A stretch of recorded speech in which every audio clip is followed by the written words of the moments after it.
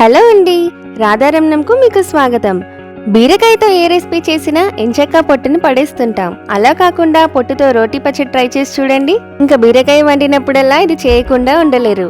ఇంకా లేట్ చేయకుండా వీడియోలోకి వెళ్ళిపోదాం. దీనికోసం మా కుటుంబానికి సరిపడా కేజీంబావు బీరకాయలు తీసుకున్నాం. వీటిని శుభ్రంగా కడిగి పొట్టు తీసుకోవాలి. రోటీ పచ్చడి కోసం తీసుకుంటున్నాం గనుక వీడియోలో చూపిస్తున్నట్లుగా పొట్టు కాస్త లోతుగానే తీసుకోండి. మొత్తం పొట్టు దాదాపు 200 గ్రాములు అయ్యింది. దీంట్లో 50 గ్రాముల దాకా నేను బీరకాయ ముక్కలు వేసుకుంటాను. అలా పచ్చడి పొట్టు పొట్టుగా లేకుండా మంచి తీపిదనం మెత్తదనం అందిస్తాయి. ఈ పొట్టుని చిన్న ముక్కలుగా కట్ చేసుకోండి. ఇలా చేసుకుంటే పొట్టు వేయించేటప్పుడు ఇబ్బంది ఉండదు. ఇప్పుడు పచ్చడి కోసం 5-6 పచ్చిమిరపకాయలు, 5-6 ఎండుమిరపకాయలు, ఉసిరి సైజంత చింతపండు, 50 గ్రాముల బీరకాయ ముక్కలు, తాలింపుకు కాస్త కరివేపాకు, 15 దాకా ఎల్లిపాయలు తీసుకోండి. వీటిలో 7-8 ఎల్లిపాయలను మిరపకాయలతో పాటు వేసుకుంటాం. మిగిలిన ఎల్లిపాయలను కచ్చాపచ్చాగా దంచిపెట్టుకోవాలి. అలాగే టేబుల్ స్పూన్ దాకా ధనియాలు, 1/2 టీ స్పూన్ చొప్పున మెంతుల జీలకర్ర తీసుకోండి. ఇప్పుడు కడాయిలో టీ స్పూన్ దాకా నూనె వేసుకొని ధనియాలు, మెంతులు, జీలకర్ర వేసుకొని చిన్న మంట మీద దోరగా వేయించుకోండి. ఇవి త్వరగా వేగిపోతాయి కాబట్టి మాడిపోకుండా జాగ్రత్త పడండి.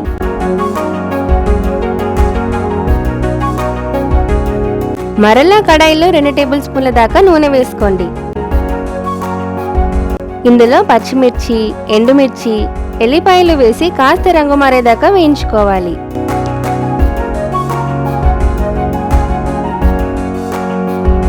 ఆపై చింతపండును వేసి 2 నిమిషాలు వేపుకోవాలి. తర్వాత బీరకాయ పొట్టు, బీరకాయ ముక్కలు వేసి మీడియం టు హై ఫ్లేమ్లో మంచి రంగు వచ్చేంత వరకు కలుపుతూ వేపుకోవాలి.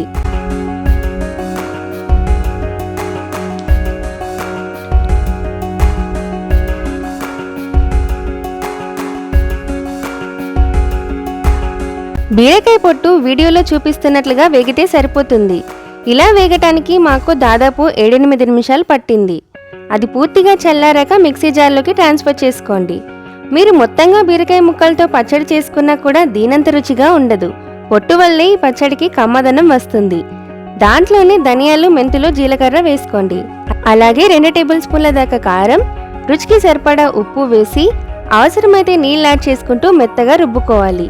బీరకాయ నార ఉండటం వల్ల పచ్చడి పూర్తిగా మెత్తగా రాదు, కాస్త బరకగానే ఉంటుంది. ఇప్పుడు కడాయిలో 3 టేబుల్ స్పూన్ల దాకా నూనె వేసుకోండి. రోటీ పచ్చళ్లకు నూనె కాస్త ఎక్కువగా ఉంటేనే బాగుంటుంది. అది వేడయ్యాక 1/2 టీ స్పూన్ చొప్పున ఆవాలు, జీలకర్ర వేసుకోండి. అవి చిటపటమన్నాక కచ్చాపచ్చాగా దంచిన వెల్లుల్లి వేసి మంచి రంగు వచ్చేదాకా వేపుకోండి. అది వేగాక కరివేపాకు వేసుకొని కరకరలాడేంత వరకు వేపుకోండి.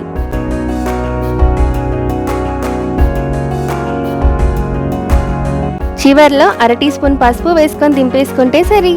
ఈ తాలింపుని రుబ్బుకున్న పచ్చడిలో వేసి కలుపుకుంటే అంతే, మన బీరకాయ పొట్టు పచ్చడి రెడీ. ఈ పచ్చడిని వేడివేడి అన్నంలో కలుపుకొని తింటే ఆహా అనాల్సిందే ఎవరైనా. ఇంకా ఎప్పుడైనా బీరకాయ పొట్టును పడేయకుండా కమ్మగా రోటీ పచ్చడి చేసుకొని తినేయండి. సింపుల్ కదా. మీరు కూడా ట్రై చేసి ఎలా కుదిరిందో కామెంట్స్లో చెప్పండి.